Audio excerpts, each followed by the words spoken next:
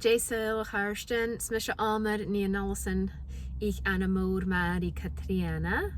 My name's Òmar Bhochanan, and I live on Cape Breton Island in Nova Scotia in Canada, and I've been teaching for Sgoil Gàidhlig for a number of years now, and it's been really beautiful to see the dedication and the passion and the excitement and just the sheer enjoyment of the students taking the classes and the advancements that they've made in their comprehension and their speaking. I've been teaching an immersion course this summer, and it's been really beautiful to share Gaelic with everybody and have people understanding what I'm saying and being able to speak back and get to practice. And I believe that if this is something that you're interested in exploring, your ancestry and your heritage, and learning about a different worldview and an ancient culture, this is a beautiful way to do that, and it can be really